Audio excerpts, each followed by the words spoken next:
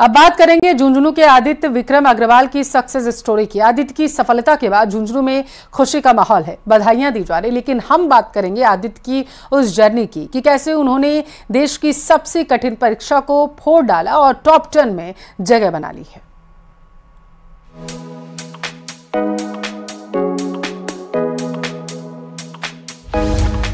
झुंझुनू के लाल ने किया कमाल, यूपीएससी में हासिल की 9वीं रैंक। आदित्य ने दिया सक्सेस मंत्र, असफलता से क्या घबराना। आदित्य विक्रम अग्रवाल ने भारत की सबसे कठिन परीक्षा में 9वीं रैंक लाकर इतिहास रच दिया। सूरजगढ़ के बिजोली गांव में अब खुशी का माहौल है। 4 बार लगातार फेलियर के बाद आदित्य ने यूपीएससी एग्जाम को फोड़ दिया और राजस्थान के साथ साथ हरियाणा का भी नाम रोशन किया, क्योंकि 3 दशक पहले आदित्य के पिता हरियाणा के बहादुरगढ़ में शिफ्ट हो गए हैं। आदित्य की सफलता से न केवल बिजौली में बल्कि चिड़ावा कस्बे में भी खुशी का माहौल है। चिड़ावा कस्बे में आदित्य विक्रम अग्रवाल का ननिहाल है। आदित्य के टॉप 10 में जगह बनाने के बाद ननिहाल में मिठाई बांटकर खुशी मनाई गई। 78 साल की बुजुर्ग नानी लीलावती गोयल अपने दोहिते के कलेक्टर बनने पर बहुत खुश हैं।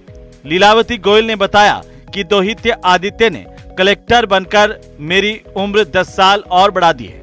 कलेक्टर बन गया, मैं बहुत खुशी हूँ। 10 साल उम्र बढ़ी है मेरी, इसलिए आज मैं बहुत खुशी हूँ। तो वहीं मामा मुकेश गोयल भांजे की सफलता पर बहुत खुश नजर आ रहे हैं। भांजे के बचपन को याद करते हुए उन्होंने कहा कि आदित्य का जन्म चिड़ावा में ही हुआ था।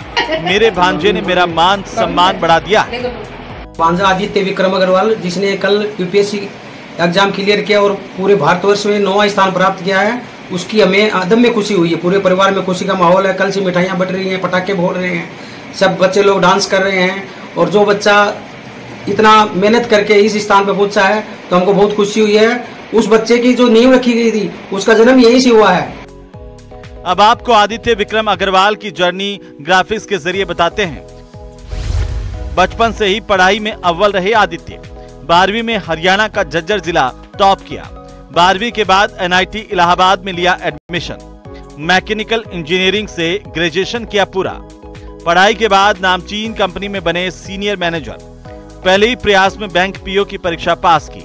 सिलेक्शन के बाद पीएनबी में नहीं किया ज्वाइन। आरबीआई में बी ग्रेड ऑफिसर की परीक्षा में इंटरव्यू तक पहुंचे। केंद्रीय सचिवालय में एएसओ की परीक्षा पास की।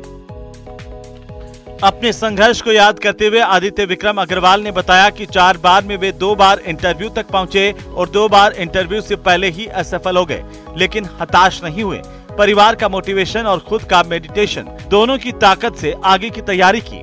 उन्होंने युवाओं को सक्सेस मंत्र देते हुए कहा कि बस मन से काम करो, सफलता मिलेगी। खुशी तो बहुत हो रही है।